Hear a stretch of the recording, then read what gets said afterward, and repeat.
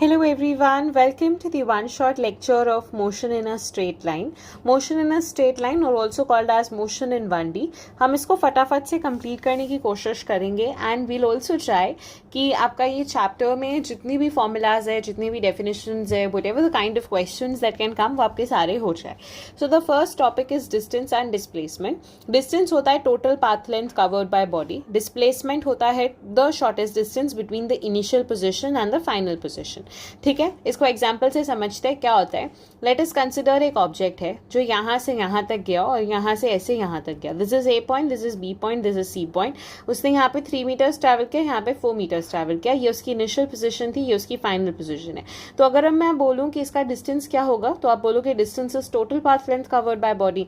तो 3 metres plus 4 metres यानी कि 3 मीटर प्लस 4 मीटर यानी कि ये हो जाएगा 7 मीटर्स. बट वहीं पे अगर मैं आपको बोलूँ कि what is going to be the displacement, तो आप बोलोगे displacement is the shortest path. तो शॉर्टेस्ट पाथ क्या होगा, ये हाइपोटेनियस वाला, और हमें पता है शॉर्टेस्ट पाथ क्या होता है, under root of 3 square plus 4 square. ठीक है, ऐसे यहाँ पे और 3 एग्जाम्पल्स है. कैसे वाले, ये वाला तो मैंने आपको बता दिया, under root of A square plus B square which is going to be the displacement. Let us consider एक बॉल है जिसको आपने ऐसे ऊपर फेंका और वो बॉल वापस से नीचे आया. उसने जो डिस्टेंस ट्रैवल किया वो let us consider 5 meters and 5 meters. तो उसका टोटल डिस्टेंस ट्रैवल कितना हो जाएगा, 10 मीटर्स. बट वहीं पे उसका जो डिस्प्लेसमेंट है वो कितना हो जाएगा, 0 मीटर्स. अब क्यों 0 मीटर्स, क्योंकि उसकी initial position and final position same है. और डिस्प्लेसमेंट का मतलब होता है इनिशियल और फाइनल पोजीशन के बीच में shortest path. Late us consider, मैं आपको एक बहुत और अच्छे एग्जाम्पल से समझाती हूँ. मान लो मैं दिल्ली से मुंबई जाना चाहती हूँ, तो मैं दिल्ली से मुंबई डायरेक्टली भी जा सकती हूँ, राइट, लाइक डायरेक्ट फ्लाइट लेके, या तो फिर मैं छोटी 2 फ्लाइट्स लूँ अलग अलग स्टेट की और फिर मुंबई पे पहुंचूं.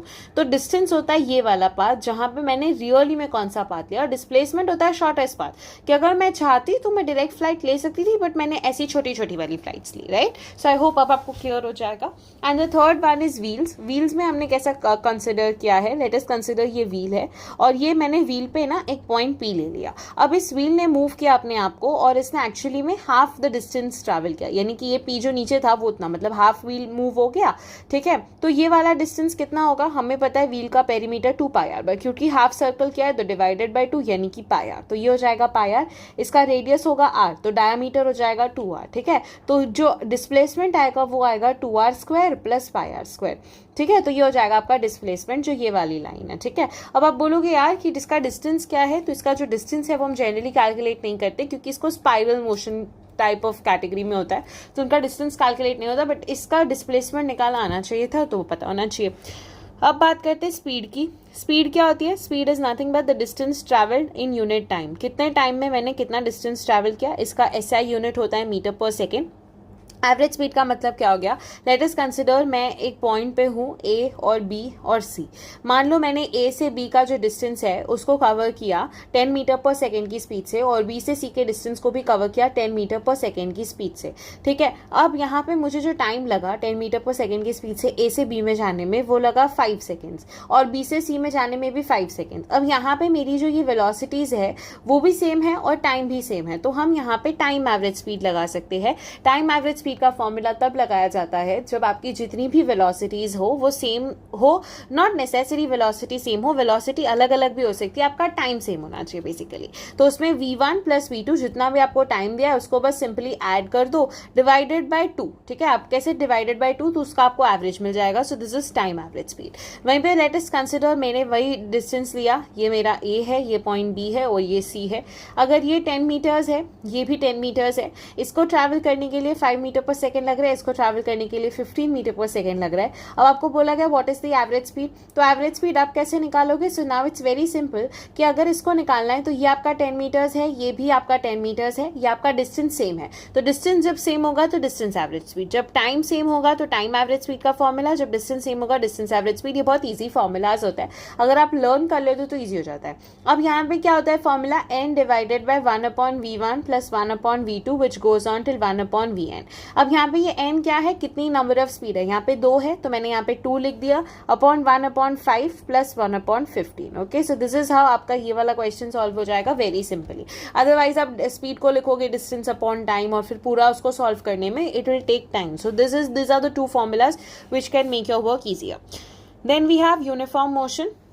When a body covers equal distances in equal intervals of time, यानी कि उसकी एक constant speed है. अगर body की एक constant speed है तो हम उसे क्या बोलेंगे? We are going to say that it is in uniform motion. If a body is not moving with a constant speed, we are going to say that the body is in non-uniform motion. Then what is velocity? Velocity is change in displacement upon time. Change in displacement upon time को velocity बोलते हैं.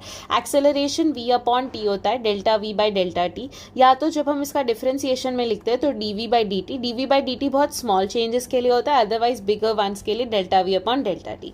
ठीक है. अब आपको एक चीज और बता देती हूँ. अगर आपको एक्सटी ग्राफ दिया है, XT graph, let us consider, आपको अगेन सॉरी, अगर आपको एक्सटी ग्राफ दिया है और अगर आपको एक्सटी ग्राफ ऐसा कुछ दिया है मान लो, ठीक है, अगर इस एक्सटी ग्राफ को आप डिफ्रेंशिएट करोगे, यानी कि अगर आपने इसका delta X upon delta T किया तो आपका क्या हो जाएगा? Delta X upon delta T यानी D X upon D T differentiate किया तो ये आपको देगा आपका वी टी ग्राफ. अगर वी टी ग्राफ यानी velocity time graph, velocity time graph को डिफरेंशिएट किया तो वो आपको देगा एक्सेलरेशन टाइम ग्राफ. ठीक है. वहीं पे अगर एक्सेलरेशन टाइम ग्राफ का इंटीग्रेशन किया यानी integration of A D T तो आपको मिलेगा वेलोसिटी, और अगर वेलोसिटी में वी डी टी का इंटीग्रेशन किया तो आपको मिलेगा एक्स. ठीक है. तो आई होप आपको समझ में आ गया होगा. ये ग्राफ्स भी होते हैं. फिर आती है equations of motions and other equation. S is equal to U T plus half A T square, V square minus U square is equal to 2as and v is equal to U plus A T. These are the three equations of motion. एक होता है n second में कितना होता है, तो उसकी भी इक्वेशन लर्न कर लो क्योंकि n सेकंड वाले क्वेश्चन भी आते हैं. u plus A by two into bracket 2n minus 1. बस इसको ऐसे लर्न कर लो. n सेकंड है, a एक्सेलरेशन है, u इनिशियल स्पीड है, बस दैट्स ऑल. ठीक है. उसके अलावा स्टॉपिंग डिस्टेंस, स्टॉपिंग टाइम का क्वेश्चन आता है. डिस्टेंस के लिए यू स्क्वायर अपॉन 2g कर देंगे और टाइम के लिए u अपॉन g कर देंगे. ठीक है. इसको निकाला कैसे, तो इसको निकाल भी सकते हैं. V square minus U square is equal to 2as. ठीक है. अब स्टॉपिंग डिस्टेंस है यानी कि v 0 हो जाएगा तो U square is equal to 2as. अब आपको डिस्टेंस निकालना है यानी s यानी यू स्क्वायर अपॉन 2a. अब a यहाँ पे g के इक्वल होगा तो यू स्क्वायर अपॉन 2g. ठीक है. तो ये आपका आ गया. बट इतना सब करने से बेटर है that you remember that stopping distance is u square upon 2g and stopping time is u upon g. Maximum velocity minimum time क्या होता है, अगर टाइम निकालना जाए तो मैक्सिमम वेलोसिटी और मिनिमम टाइम का एक फॉर्मूला होता है. ये आपको क्वेश्चन में देगा कि मैक्सिमम वेलोसिटी मिनिमम टाइम. तो जब भी ऐसे आए तो टाइम के लिए क्या लिखोगे, half alpha beta T upon alpha plus beta, और वहीं पे डिस्टेंस के लिए क्या लिखोगे, half alpha beta T square upon alpha plus beta. ठीक है. तो इस तरीके से आपका टाइम एंड डिस्टेंस हो गया. Now we go with the motion under gravity. Motion under gravity में देर आर टू केसेस. एक थ्रोन अप के केस आता है और एक थ्रोन डाउन का केस आता है. थ्रोन अप यानी कि बॉल को मैंने ऊपर फेंका तो यहाँ पे एक वेलोसिटी से मैंने उसको थ्रो किया. ओके. और लेट अस कंसिडर उसको एक वेलोसिटी से मैंने बॉल को ऊपर थ्रो किया. Let us consider 2 metre per second. एक पॉइंट आएगा जहां पे बॉल की वेलोसिटी 0 मीटर पर सेकेंड हो जाएगी और फिर वो वापस नीचे आ जाएगा. तो जो थ्रोन अप होता है उसमें जो टाइम होता है वो होता है u अपॉन जी. यहाँ पे होता है 2u अपॉन जी.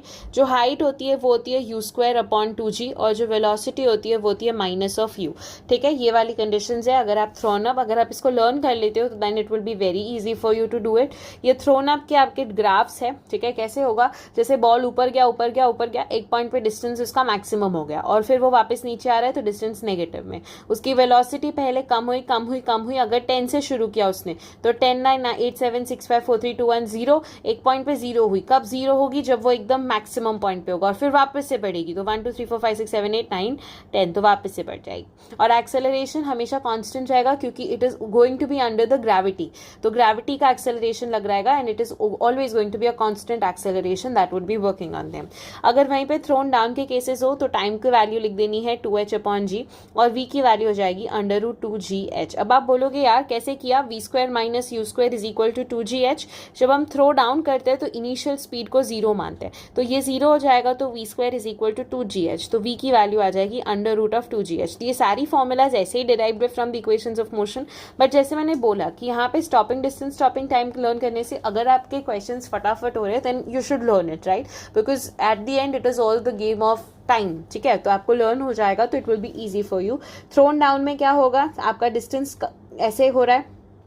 ठीक है। अब मैंने नीचे वाले पोर्शन को नेगेटिव कंसिडर करती हूँ, मैं ऊपर वाले पोर्शन को पॉजिटिव कंसिडर करती हूँ। ये आपकी इक्वेशन सिस्टम्स के कन्वेंशन है, साइन कन्वेंशन, तो वो आप याद रखना। वेलोसिटी टाइम ग्राफ का ऐसे और एक्सेलरेशन टाइम ग्राफ ऐसे।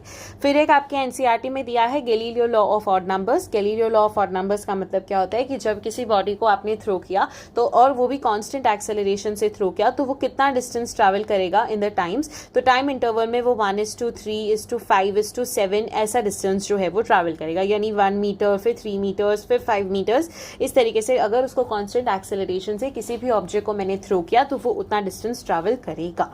ठीक है। I have also made a video on NCERT reading for motion in straight line also, तो आप अगर चाहो तो आप उसको देख सकते हो। मैंने पूरी एनसीईआरटी रीड नहीं किया, बट जो जो इंपॉर्टेंट पॉइंट्स हैं, जो सॉल्व एग्जाम्पल्स हैं, हमने वहां पे उसको सॉल्व करने की कोशिश की है, और जिसपे से क्वेश्चन पोटेंशियली बनाया जा सकता है, we have discuss that. Okay, then let us consider ये वाला एग्जाम्पल जिसमें ये बॉल है, जिस बॉल को हमने ऊपर थ्रो किया है, तो अगर वो नीचे आएगा तो एक जी से आएगा, अगर इधर नीचे आएगा तो उधर उसको रेजिस्टेंस लग रहा है, तो time to go up is nothing but U upon G plus R. क्यों?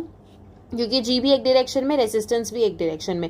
रेजिस्टेंस हमेशा मोशन के ऑपोजिट में लगता है। अगर बॉल नीचे आएगा तो उसको रेजिस्टेंस आर ऊपर लगेगा और जी उसको नीचे लगेगा, तो ये हो जाएगा जी माइनस आर अपॉन यू। ठीक है, तो ये आपका टाइम हो जाएगा, क्योंकि हमें पता है ना कि बेसिकली जो टाइम होता है, जो एक्सेलरेशन होता है, वो क्या होता है, delta we upon delta T, तो यू अपॉन डेल्टा टी निकालना है, तो नीचे एक्सेलरेशन। अब एक्सेलरेशन क्या है, एक्सेलरेशन में जी है बट माइनस रेजिस्टेंस भी है, क्योंकि रेजिस्टेंस भी लग रहा है।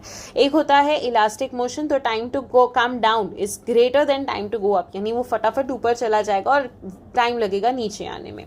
Elastic motion and non elastic motion. Elastic motion में जैसे आपने बॉल को थ्रो किया, अगर इलास्टिक बॉल है तो चुच करके जाएगा, फिर वापस से अपनी वापस से जाएगा, फिर वापस से आएगा, फिर वापस से जाएगा, यानी कि कोई लॉस नहीं है। नॉन इलास्टिक मोशन में क्या होगा, आपने कभी बॉलिंग में वॉलीबॉल खेले होगा या बास्केटबॉल खेला होगा, जब आप बॉल को डबल करते हो, ठीक है, तो क्या होता है, बॉल की जो स्पीड है वो धीरे धीरे कम हो जाती है, and then ball comes at rest after some time, means there is a loss. ठीक है, so that is a non elastic motion. Elastic motion यानी कि बॉल रेस्ट पे नहीं आ रहा है, वो जिस वेलोसिटी से हमने फेंका, जिस वेलोसिटी से वो ग्राउंड पे लगा, उसी वेलोसिटी से वापस बाउंस बैक हुआ, वापस से ग्राउंड पे गया, वापस बाउंस बैक हुआ, वापस से ग्राउंड पे गया। ठीक है, so this are all the formulas जो मैंने आपको बता दिए। Now we are going to go with some examples of motion under gravity. These are some complex examples जो आते हैं, तो 2-3 एग्जाम्पल्स है जिनको देख लेते हैं and then the chapter ends. तो फर्स्ट वन इज कि अगर मैं किसी हाइट पे खड़ी हूँ और उस हाइट से मैंने बॉल को ऊपर थ्रो किया, let us consider I am standing at a height of 80 meters and मैंने एक U velocity 20 meter per second से बॉल को ऊपर फेंका, तो टाइम कितना लगेगा। अगर आपको मेरी स्पीड ज़्यादा लगती है, आप प्लीज़ स्पीड को स्लो डाउन करके देखो या वीडियो को रिवाइंड करके देखो, बट हर एक चीज़ आपको समझ में आ जाएगी। ठीक है, अगर आपको टाइम की फॉर्मूला अगर आपको पूछा जाए कि लेट अस कंसिडर मैं एक बिल्डिंग पे चली गई, मैंने वहां से बॉल को ऊपर थ्रो किया, तो बॉल को ग्राउंड पे आने में कितना टाइम लगेगा, तो आप बोलोगे S is equal to UT plus half AT square का फॉर्मूला लगा दो, तो S कितना होगा -AT। क्यों? क्योंकि मैंने आपको कहा ना, मैं नीचे वाले डायरेक्शन को नेगेटिव रखती हूँ और ऊपर वाले डायरेक्शन को पॉजिटिव, आप वाइस वर्सा भी रख सकते हो, which is equal to UT, यानी कि आप बॉल को ऊपर थ्रो किया, यानी कि U और T, जो टाइम मुझे नहीं पता। ठीक है, are you getting it? I hope. Minus half, क्योंकि हमेशा जो G है वो कहाँ लगेगा, नीचे के डायरेक्शन में, तो 10T स्क्वायर। ठीक है, अब आप इसको सॉल्व करोगे श्रीधराचार्य फॉर्मूला से जो आपने 10th में पढ़ा था, -B plus -B square minus 4AC upon 2A under root में। ये अब ये क्या है, ये आपका एक्चुअली में क्वाड्रेटिक इक्वेशन बनती है और इस क्वाड्रेटिक इक्वेशन को सॉल्व करना होता है। जैसे ये हो जाएगा 5T स्क्वायर, तो ये हो जाएगा 5T square minus 20T minus 80 is equal to 0। ये आपका A, ये आपका B, ये आपका C। Put it into this formula and you will get the value of time. तो ये एकदम कॉम्प्लेक्स क्वेश्चन हो जाता है motion in a straight line का, जहाँ पे कॉन्सेप्ट और इक्वेशन फिजिक्स वाला सिर्फ एक है, S is equal to UT plus half AT square, but जो पूरा काम है, जो पूरा खेल है, वो मैथमेटिक्स का आ जाता है। Okay, the next one we have is V square minus U square is equal to 2GH। तो V square minus U square is equal to 2GH, यानी कि 2GH। इधर से आपको क्या पता चलेगा कि किस वेलोसिटी से उसने अपने आप को बाउंस करवाया। फिर यहाँ पे जो टाइम होता है वो होता है under root of t1 t2, that is time to throw up. जब थ्रो अप किया वो टाइम अगर आपको दे दिया जाए, अगर आपको थ्रोन डाउन का टाइम दे दिया जाए तो आप ड्रॉप का टाइम निकाल सकते हो कि अगर ड्रॉप किया मैंने ऑब्जेक्ट को, दैट इज कंसिडर किसी वेलोसिटी से मैंने उसको ऊपर थ्रो किया और उसमें टाइम लगा 2 सेकेंड, किसी वेलोसिटी से मैंने उसको नीचे थ्रो किया और अगर उसका टाइम लगा 3 सेकेंड, तो अब मुझे बताओ जब मैंने उसको ड्रॉप किया तो टाइम कितना लगेगा? That is nothing but 3 2s are 6 under root of 6 seconds. Very simple. Okay. Then in this question, ये बहुत फेमस क्वेश्चंस है हॉट एयर बलून के जो क्वेश्चंस आते हैं. A hot air balloon start see motion in a straight line में कुछ नहीं है. It is only and only merely formulas. But what makes the difference is these kind of questions, which are sometimes they can be done, but sometimes they cannot be. So hot air balloon starts from rest. Rest यानी कि u is equal to 0, ascending upward with an acceleration of 2 meter per second square. कितने acceleration से जा रहा है? 2 meter per second square के acceleration से वो ऊपर जा रहा है. After time 5 seconds a ball is dropped. अब 5 सेकेंड के बाद क्या हुआ, मैंने बॉल को ऊपर, एक हॉट एयर बलून में हम हैं और हॉट एयर बलून ऐसे ऊपर जा रहा है. जैसे ही 5 सेकेंड कंप्लीट हुए वैसे मैंने वहां से बॉल को ऊपर फेंका. अब एक्चुअली में जब मैंने बॉल को नीचे फेंका होगा ना तो वो नीचे नहीं आएगा. बॉल का जो पाथ होगा वो पहले ऊपर जाएगा और फिर नीचे आएगा. ठीक है, क्योंकि वहां पे उसको ऊपर की तरफ से फोर्स लगेगा क्योंकि मैंने उसको ड्रॉप किया है, सिंपली ड्रॉप, कोई मैंने उसके अंदर वेलोसिटी नहीं लगाई है.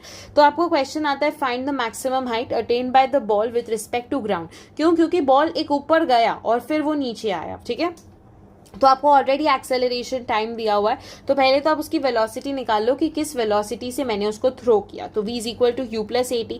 ठीक है, तो that is going to be 10 meter per second. फिर आप हाइट ऑफ बलून निकालो, s is equal to ut plus half AT square. जो डेटा दिया है पहले उससे v निकाल लो और s निकाल लो. Once you are done with it, फिर आपको दो चीज निकालनी है ग्रेविटी के रिस्पेक्ट में. हाइट का मैंने ऊपर फॉर्मूला बताया था u स्क्वायर अपॉन 2g, जिससे 5 मीटर. तो टोटल उसका कितना ट्रैवल किया? 30 मीटर्स ट्रैवल किया अबव द ग्राउंड.